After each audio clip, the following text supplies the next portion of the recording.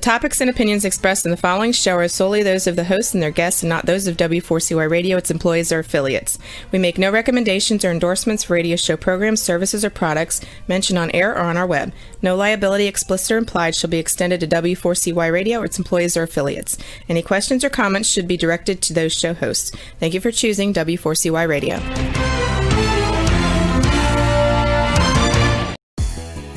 Welcome back, everyone, to the Geeks, Geezers, and Googlization Show, the home of Googlization Nation, where we talk with HR and business thought leaders about the crazy shift going on in the world of business, technology, and HR. Here's your host, Ira Wolf.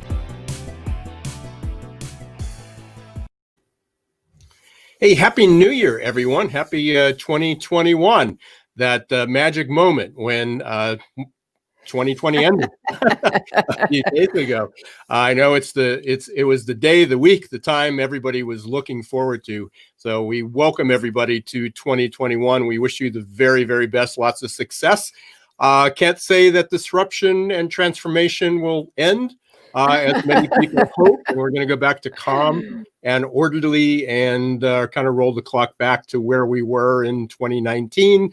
Clearly not. But we will be here to guide you and help you, and we're gonna literally walk up to the deep end today with Jeff Wald talking about the future of work and as his book title says, and it will surprise you what his meaning and the message behind that about the end of jobs. So it's actually a lot more positive than that. So we hope you stick with it. But Joyce, welcome back to 2021. It's great to be back. Yeah. It really is. But Yeah. I got a liberal education on how a city, how a locale can operate to control this pandemic much better than what we're doing here in the U.S. Yeah, and again, I can't wait to hear some of the stories and share some of that. And we hear that, one of the themes that we've been talking about. In fact, it was part of our theme on the last show, and then having a lot of the experts chime in, is what were some of the things that happened in 2021 or 2020 as a result of the pandemic that we should keep. We should learn from that. We should, that hopefully will be improved. And, we took for granted for years and years and years. We had the flu, and it was just taken for granted that we get sick. And it was from some very simple things. Maybe we should have been wearing masks before during the winter season when we're locked up inside and people came to work and they were sick. Clearly that. Yeah, but it wasn't. I mean, people, the compensation, people had to take off work. So they came in sick. They didn't want to use their sick days for the wrong reasons, or they didn't have sick days, or they didn't want to use their vacation days, whatever it was. So very simple things: wash your hands, keep your distance, wear a mask. Maybe that will stick, and we'll all get through the winter seasons and some of the other outbreaks that we have a lot healthier. So who knows? But there's many, many other things that we'll be talking about, and we'll be talking about, especially with the future of work, remote working, working from home, well-being, a focus on well-being, taking care of people, engagement, all that stuff. So we're excited about. I'm actually doing an interview on the 22nd in the morning on the future of health and wellness. Oh. I'm being interviewed at a conference. Outstanding, yeah. And in fact, I just spoke this morning. I just got invited to speak. I had the dates, but I wasn't sure if they were going to have it. But it's a virtual meeting. It's actually for the India automotive components manufacturers, and keynoting next week of what technology is going to, how it's going to disrupt HR, the way we hire. Worldwide problem. Everybody thinks it's in their own backyard. It's only in our industry. It's only happening in small businesses. It's only happening in the U.S. No, it's a global problem. And when you talk about that, please do not forget to talk about the experience element, because no amount of technology works if the people are not having a good time with it, or we had that very conversation this morning, because I have like 25 minutes. It's an intro keynote. It's about 25 minutes, and they had like 6 bullets. And I said, okay, where do we start? We want to focus on the technology or the humanness, and I don't know how we separate them, but I'll emphasize one slightly over the other, but they work hand in hand. But I really want to get Jeff on. Yes. Jeff, I think I don't know if it was Jeff or his publicist approached me a few months ago. The title of the book captured my attention. The End of Jobs. We keep hearing about that, and there will be an end to some jobs, some job titles, some careers. But fascinating. It doesn't mean that it's the end of work. And Right, one of the other right. things that captured my attention, I got to put my glasses on here. Jeff is actually also working on the Future of Work Prize. Yeah, we're definitely going to be talking That's very about exciting. Yeah, I want to for hear sure. all about that. Yeah, hopefully both of us, or you and I, are around, because it won't be distributed. It won't be rewarded until 2040. So these are the predictions for 2040. So 20 short years from now. $1 million out there. So anyway, Jeff had a company. He has a company. It was called Workmarket, which was he sold that, or was acquired by ADP. Many of you are familiar by ADP. Yes. Again, he was talking a lot about on-demand work. I was listening to his book the other day, and I found myself walking about an extra mile, because I sort of just was meandering, just to say, I'm going to listen to one more chapter. And I just kept going. Very, very fascinating, because especially with the disruptions we're hearing now with remote work and with Uber and Lyft, Right. and people were working remotely, and what's going to happen to jobs, and people are going to just hire freelancers. And it was fascinating. He says, no, that's not the future of work. So we're going to hear it straight from Jeff. So I'd like to invite Jeff Wald, W-A-L-D, to the show. And we'll get him all synced in out from the green room. And there he is. Hey, Jeff. Well, thank you so much, Ira and Joyce. Happy New Year. Happy New Year to you both. And Ira, I think that might have been the best compliment I've ever heard about the book, is that it got you to walk the extra mile. You were so engaged. Yep, that is fantastic. So a new tagline. It's a book so talking about well-being and experience and everything else. So appreciate you being here, and especially kicking off 2021, because kind of the world of unknown unknowns. So let's start with the beginning.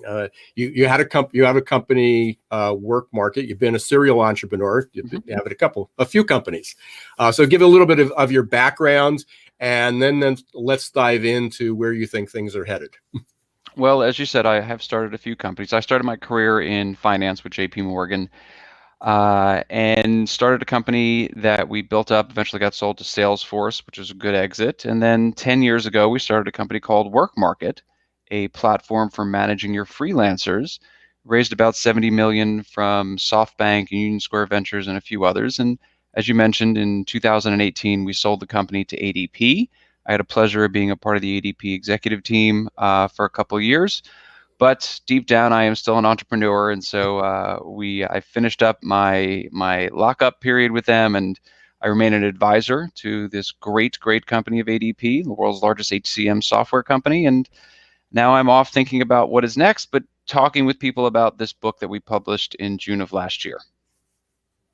Excellent. So let's talk about the on-demand. I mean, you talk a lot about on-demand labor. Mm-hmm. So let's just start with what that is. I think some people are familiar with it, but let's make sure we're all on the same page. But again, two things captured my attention right away was the title, The End of Jobs. And then the second thing was that on-demand labor is not the future of work. It is not. So I love that you're starting with definitions, because there are so many lexicon issues in the world of work where people are talking past each other because they're just not talking about the same stuff. On-demand labor is any employment resource that is not a full-time or part-time employee of that company. So it could be a vendor, it could be a freelancer, it could be a temp. Those are all on-demand labor resources. You turn them on and you turn them off. Whereas your part-time employees, your full-time employees, there are obligations that you have from a regulatory standpoint in terms of onboarding and offboarding them. And you believe that that the contingent labor force is not going to be the wave of the future. Is that what I'm hearing? 100%. And Joyce, I appreciate the fact that you just used another term that we use in the on-demand world: contingent work, gig economy, a host of things. Right. So hard no, it is not the future of work. I will tell you this: when I started Workmarket in 2010, everybody in the world of work predicted on-demand labor is going to be 50% of the workforce by 2020. I remember thinking to myself, that's ridiculous. Like, that's not even going to remotely be true. It didn't stop me from putting it in my investor decks because, it's a great statistic and you always want that big trend to be your friend when you talk to VCs. But look, it wasn't going to be true then. The predictions now, by the way, are that on-demand labor will be 50% of the labor force by 2030. In 2010, on-demand labor was somewhere between 25 and 28% of the labor force. Very tough to actually pin down. We can spend hours talking about that. Are we talking globally? Or are we talking U.S.? We are talking the U.S. and the EU. They're about the same size in both. Okay. And so, but most of my research, I will certainly say, is very U.S. focused. But 25 to 28% of the labor force, and 10 years later, we find it to be 27 to 30% of the labor force. So it's got about 3% market share gain over a 10-year period. Slow and steady growth, to be sure, but a transformation of the labor force, something that is going to suddenly change the way the world works? Hard no. There is no data to support it. There is no data in the world of work. There's no data in the history of work. And there's no clear path in the way companies actually engage workers. And all of those are why I wrote the book, is we want to look at those evidence bases, the history of work, the data of work, how companies actually engage workers. And when you start to look at those, you get a much better sense of how the future of work is going to unfold. So real briefly, can we just go back, because we talk about jobs and of course, most of us have only been around on the planet for X number of years. But the concept of a job, which, by the way, is the acronym that I always heard, was a job was just over broke. So, from an entrepreneur world, right? So if you have a job, it just means you need a paycheck. But the concept of a job is relatively new. In the course of the human experience, it is relatively new. It's about 180 years old. It is not the way we have structured ourselves as humans. It is not the way we've structured society for millennia. It is a very new construct. What is ingrained in our DNA, if you will, is the idea that we're going to have a portfolio of work from which we're going to be able to provide for ourselves and our families. And that starts to sound like a freelancer. That's kind of deep in our DNA. Being an entrepreneur is deep in our DNA. Getting up and going and clocking in 9 to 5 for somebody else, that is a very new construct for humanity. Yeah, and I love what you said. I just want to get the quote, but it was I just put it up there. It was the concept of one office, one manager, 9 to 5 is done. It is dying. That is the end of jobs. When I talk about it, that is the job that is dying. Not jobs in total. We can jump into predictions on the future of work because of robots and AI. I am predicting no net job losses. Sorry, I'm just not predicting it. That is what the data tells us. Right. But the job that is dying is that one office, one manager, 9 to 5 job. That job has been dying for 30 years, and it is one of the many things that this horrible pandemic that we have persevered through, and God willing, we are almost done with, has accelerated. So are you predicting, and as a futurist, I was always taught to use the word forecast.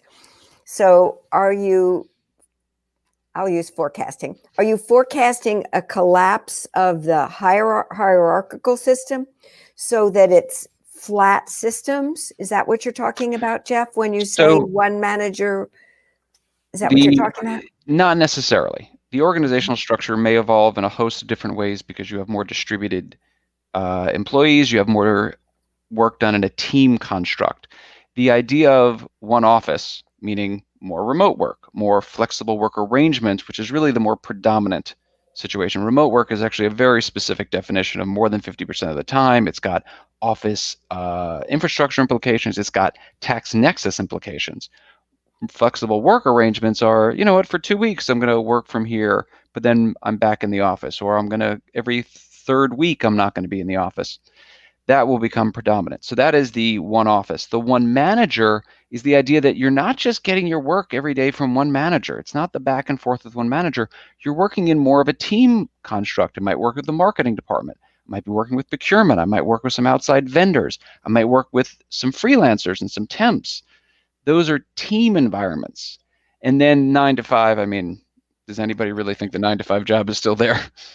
Jeff, I'm really having a difficult time making the leap from people who have certain skill sets to what you're describing, which is that they would be able to work with lots of different departments.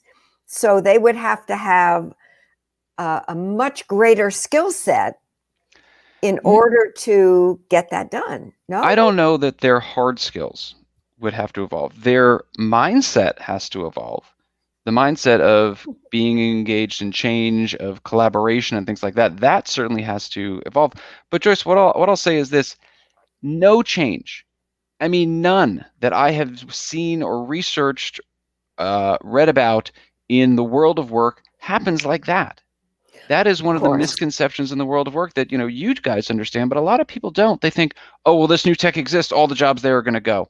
Hard no. That has never happened. It never will. Oh, on-demand labor, oh, it's going to grow so quickly. No. Things in the world of labor move very clearly, very slowly, very methodically. So there's no, oh my gosh, all the hierarchies change, or oh my gosh, all the skills change. It's never happened that way, and I would be hard-pressed to imagine a world in which it does happen that way. But slow, steady change that was accelerated by this horrible pandemic, absolutely. So again, going back to the lexicon of things that are being thrown out there. This morning, I think I got 3 pitches. You want to comment on what I think the future of work was going to be, related to remote work or working from home and distributed workforce, and they throw all these into this one pool. So they use them interchangeably? Yeah. And again, so let's talk about this. We talk about on-demand. When we're talking about on-demand labor, we're talking about contingency, staffing, temporary staffing, contract labor too, right? Right. Which is different than remote work. So we can have a traditional 9 to 5 job. Working from home. I'm not sure that that's the way it's evolving, since it's 24/7, it seems, for some people. But we can work from home. We could be remote. We could be distributed. But we can still be a full-time employee. And 100%. Not be on demand. 100%.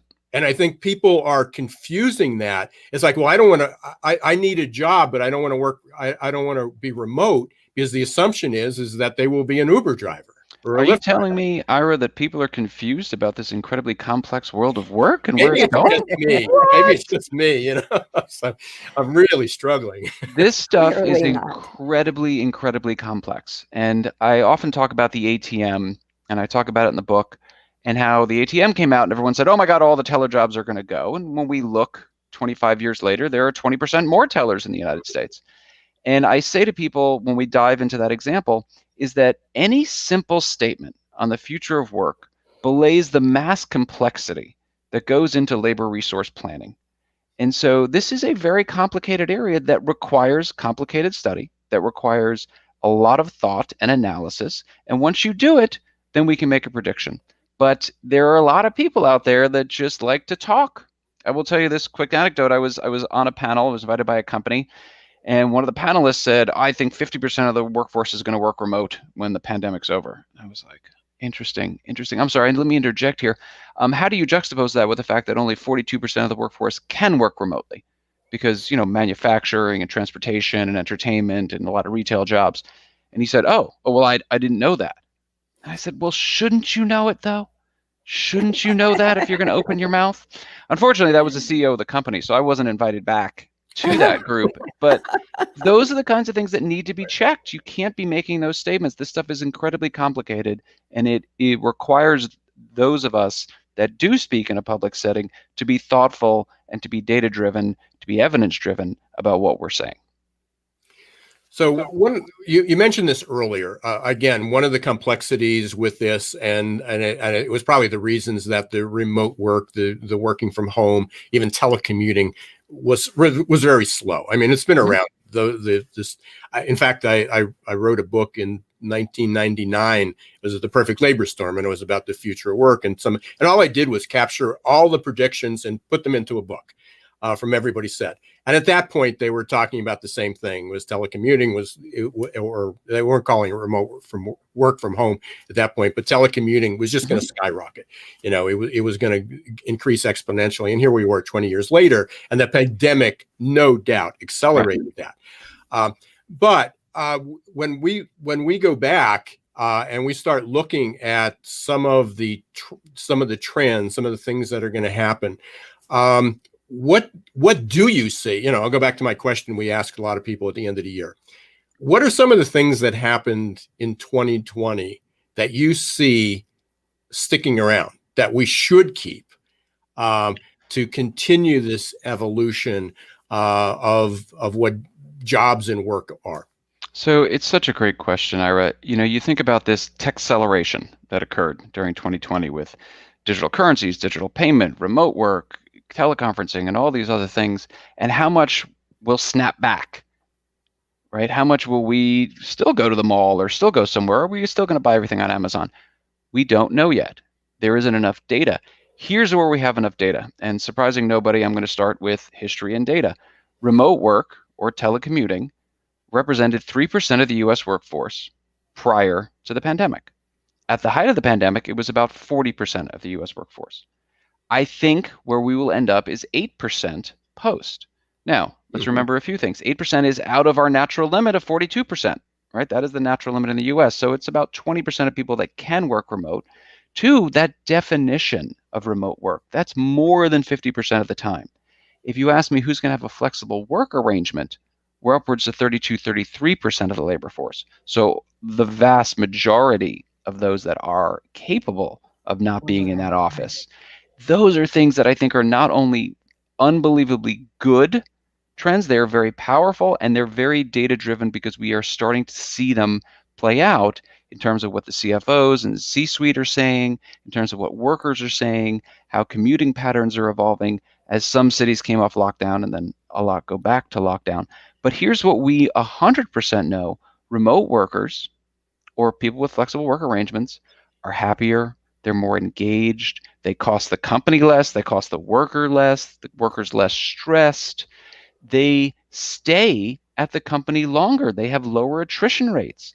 That is what every study told us about these remote or flexible workers prior to the pandemic. So net, this is a wonderful, wonderful thing. So I hope it stays, and the data tells us that it's going to stay. One of the things that I wrote about in my forecast was the value of flex time, flex space.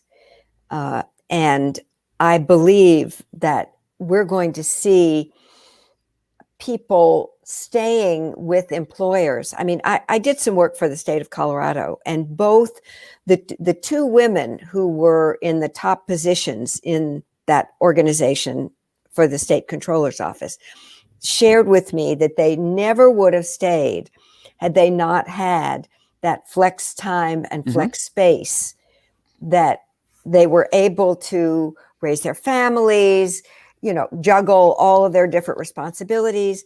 And those kinds of things, I think, are the kinds of things, Ira, that you were talking about that we should keep.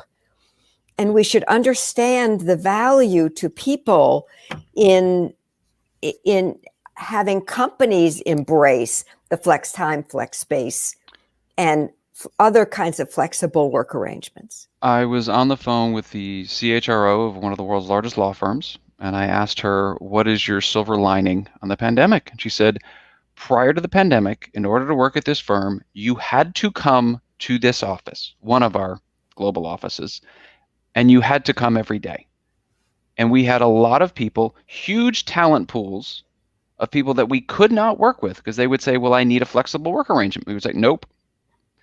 And now they are able to do that. So now the entire talent pools are opening up to this company and to those workers, and that is a wonderful thing.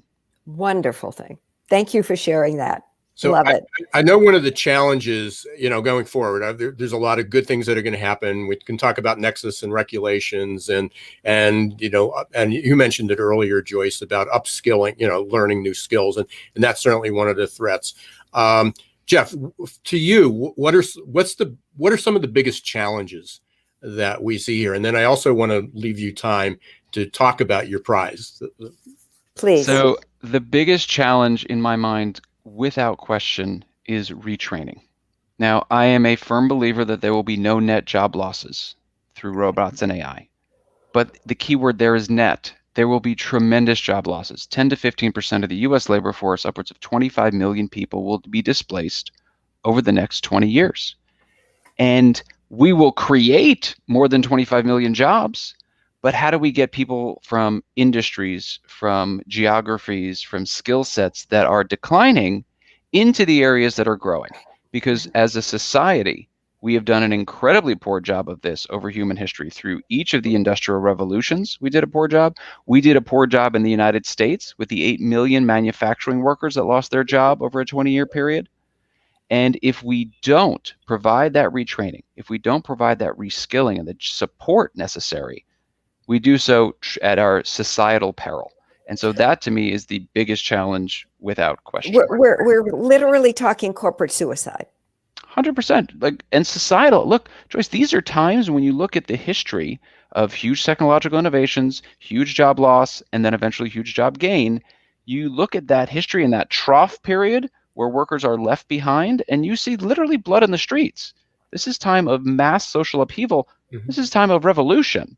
This is not a pretty picture for societal stability, and we owe it to the workers to make sure that we are providing them with the services they need to get into the jobs that are growing. And the services are there, and there's massive changes in technology, VR training that is mind-blowing, just mind-blowing in terms of what can be done.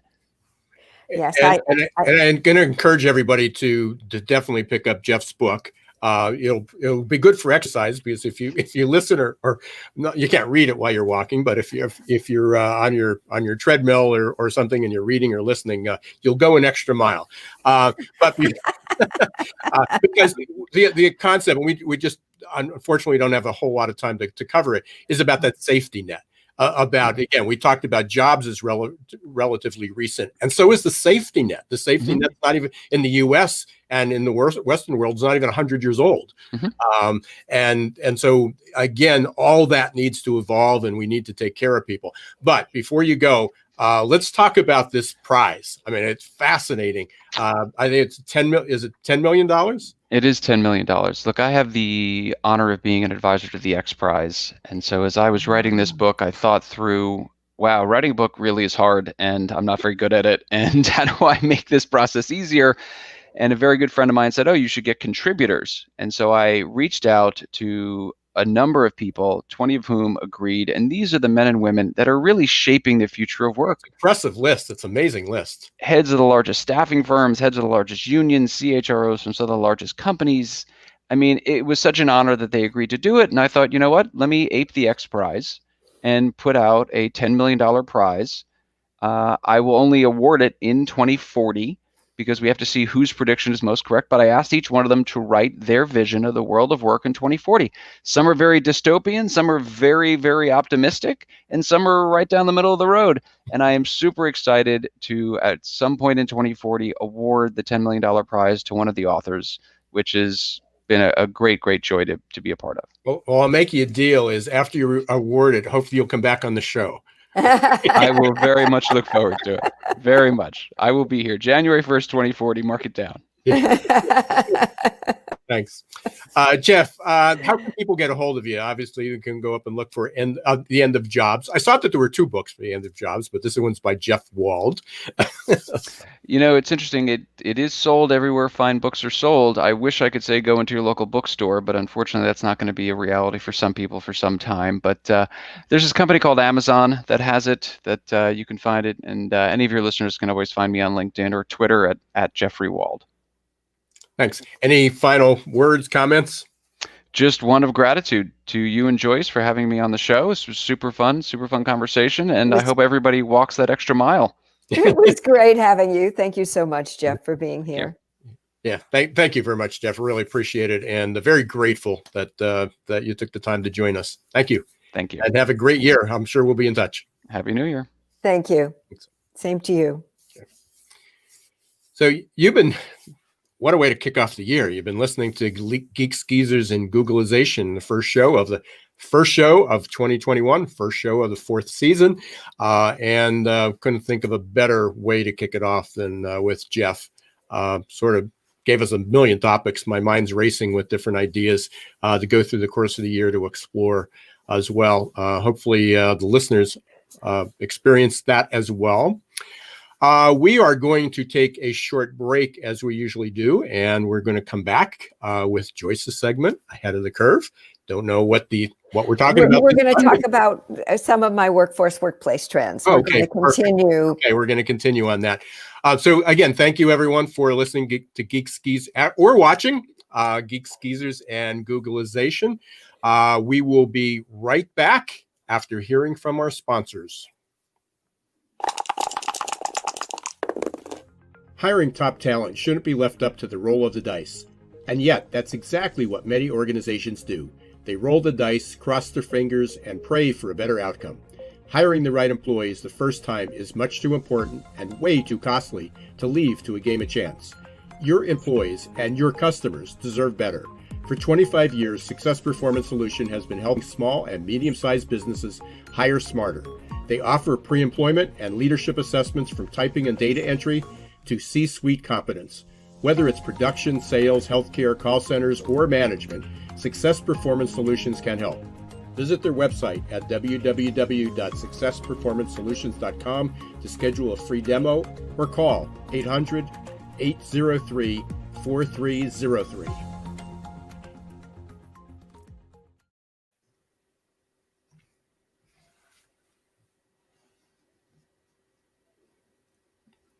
A lot of you might be feeling like you're standing in deep shift.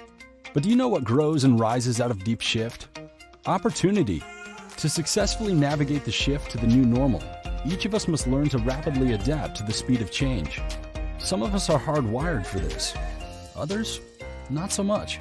That's where Success Performance Solutions can help. Success Performance Solutions is now your AQ headquarters. Whether you are personally struggling with the next chapter in your career or wondering how ready your team is for fast, disruptive change, our AQ assessment and coaching will provide you a detailed, scientifically backed roadmap to guide you into the new normal. Optimize your adaptability today. Contact Success Performance Solutions about evaluating your team's change readiness or joining our upcoming AQ Masterclass. Visit successperformancesolutions.com or call us at 800-803-4303.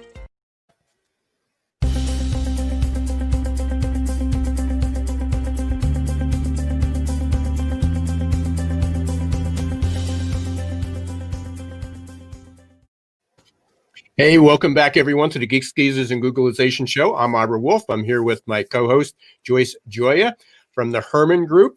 Again, we really appreciate Jeff Wald talking about the end of jobs, but not the end of work, being on the show. And hopefully you'll pick up his book.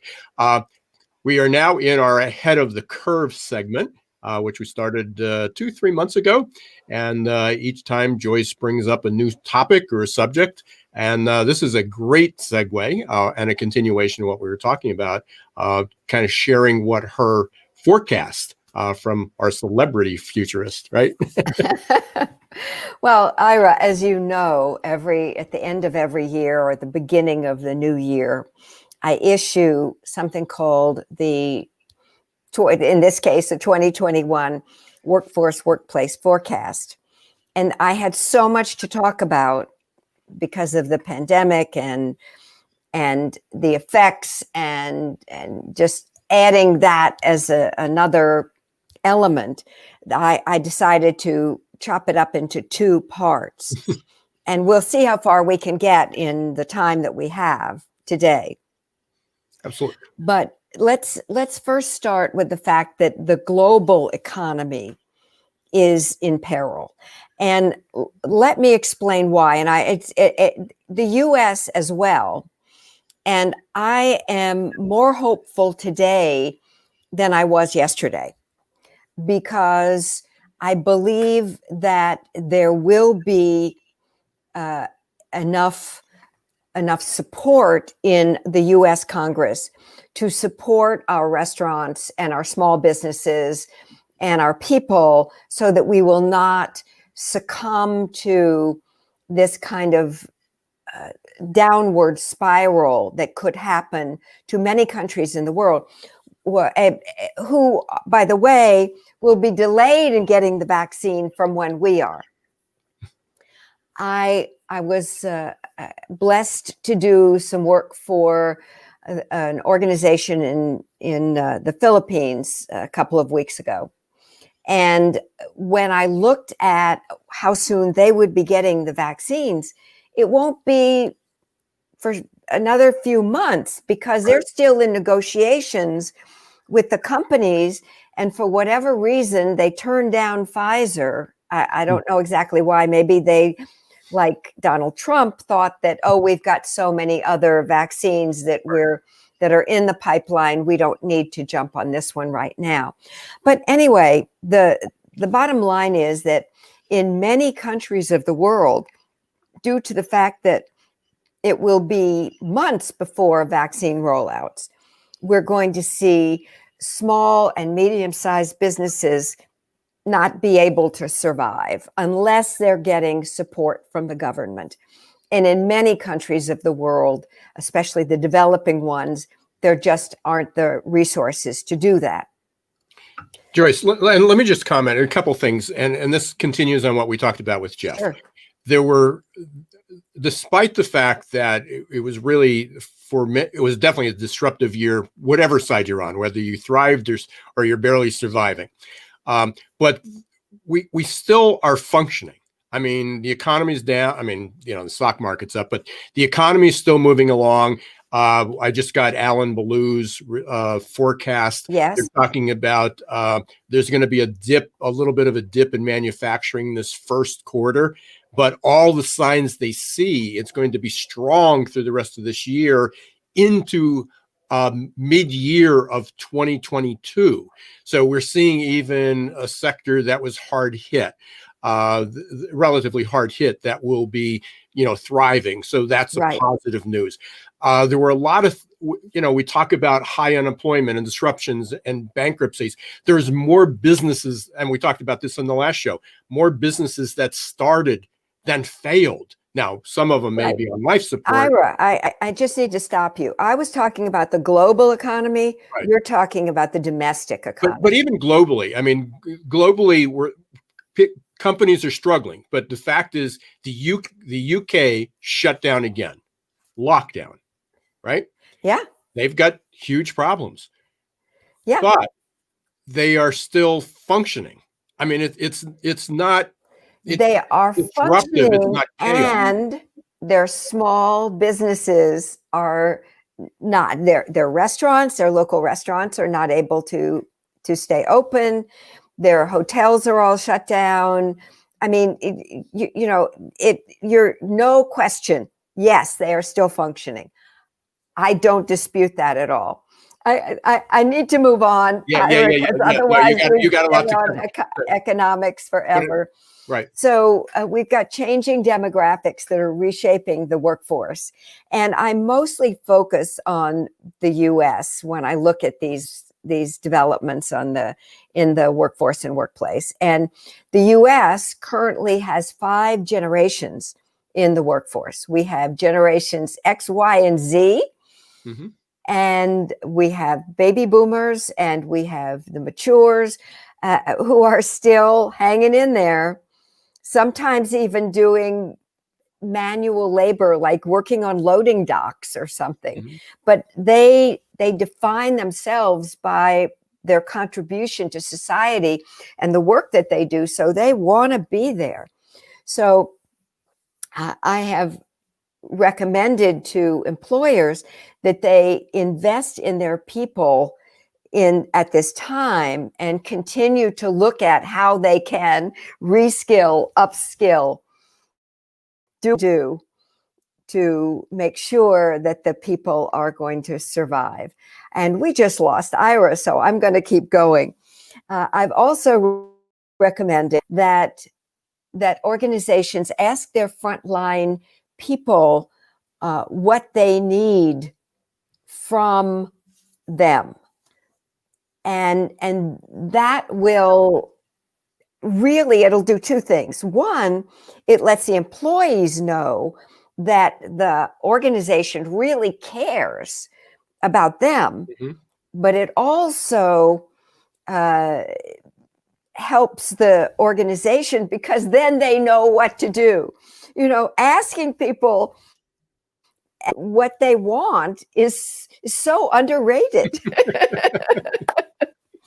I met one GM in Cairn. He was the GM of the Hilton in Cairn, where I stayed. I think it was on my honeymoon. So it was 11 years ago. And he, every week, he has 1 hour that he sets aside, and he goes to different departments and he asks them, what do you need from me? How can I support you in doing a better job? I think it's a brilliant idea. And he's had some fascinating responses from people, and he always takes action. And that has helped him to keep his employee turnover under like 5%. It's crazy. Yeah. And again, going back to just some of the things that happened, I think not for every company, some companies struggle with it and they were just waiting for things to go back to normal. But there's a lot of companies that really transformed the way they communicated. They really understood that. Wasn't that great, though? It was absolutely wonderful. We talked about that transparency and that authenticity that, again, you're sitting here and things happened and you fumble or the child runs into the room or the cat comes in or you screw, the phone rings, whatever it is. And if it's all of a sudden we acknowledge that we're all human beings, we all make mistakes, we all shared that personal side. And that is a huge positive rather than just having this cold and corporate structure. When you come in, you leave all your personal feelings behind.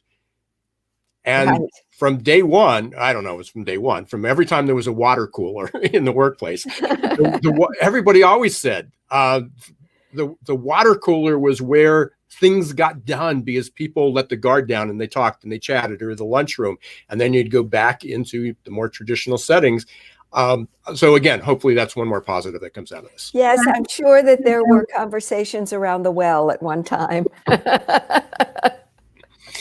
Yeah, okay, so let me keep going because I'd really like to get through part one if I can. Some workforces have taken hits because there were 300 in the US alone, over 350,000 people have died. And many of those people were older workers who were the intellectual capital of the organization. And so those organizations are going to need to look at what do they need to do to make sure that they preserve their intellectual capital moving into the future. The number 5 was the inability of companies to recruit the needed employees that they will need in order to flourish in the years ahead. So it's going to handicap, it's the whole Ed Gordon concept of 10 million jobs open. Well, even from what Jeff just said, I mean, yes. Basically we, there will be jobs. There will be up to 25 million jobs that the job titles will go away. There will be jobs for those people, but they will require different skills. And I've been saying this for quite a while. I think it either came from one of the studies, either the one from Oxford or World Economic Forum, that 2/3 of all jobs will be 1/3 automated.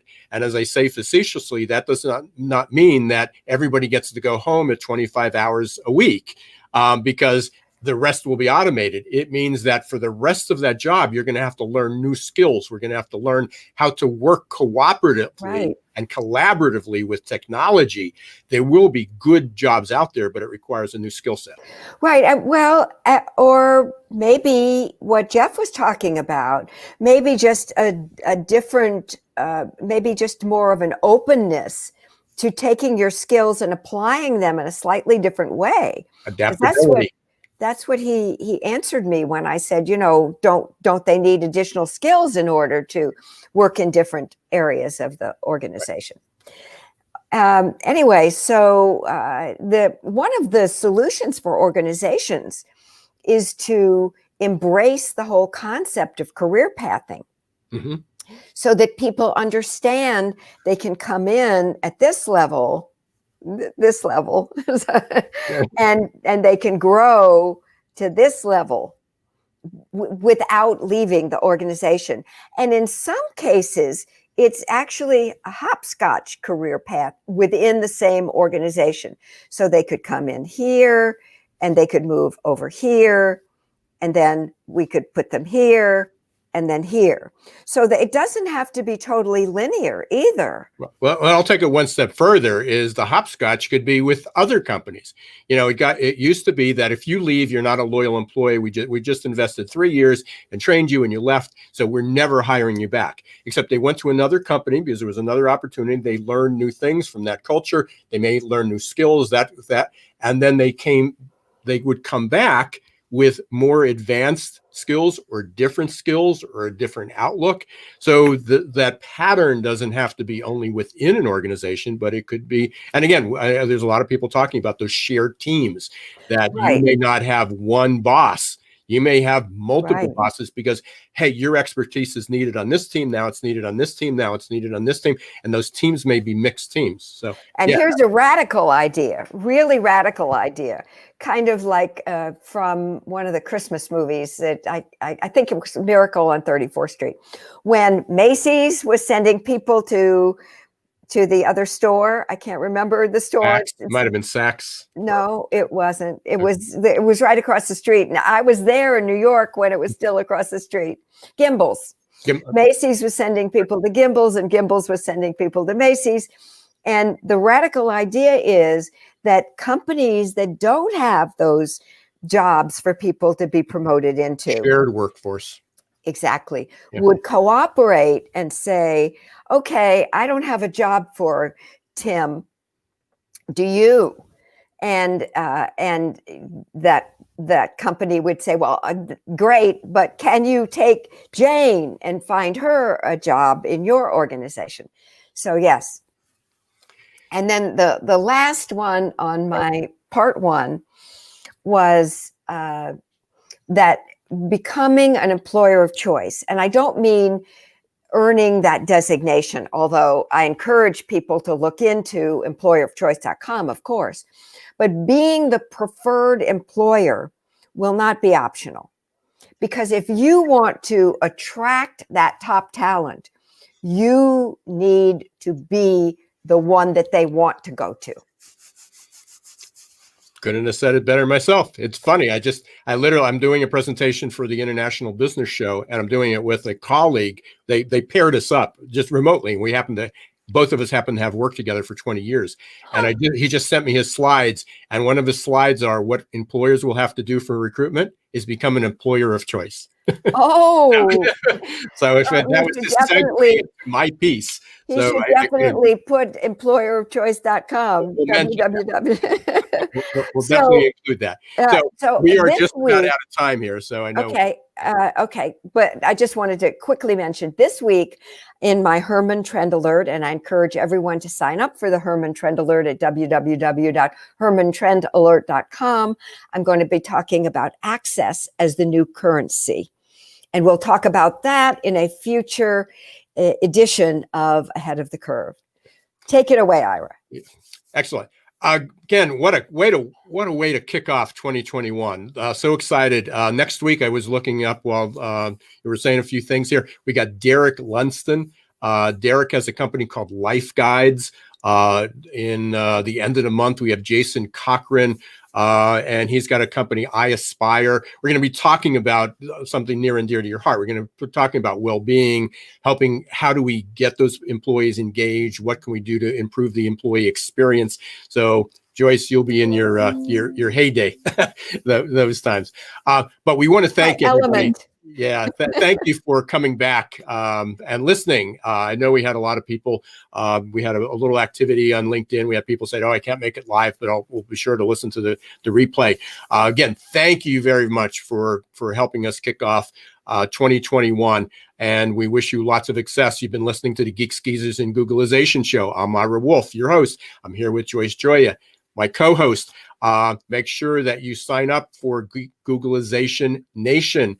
And you will get updates about this show, other shows, webinars, other events that we're going to have, and the HermanTrendAlert.com, so you can get Joyce's newsletter, and anything you miss or we don't cover here, you'll be able to read about. Until next week, don't let the shift hit your plans.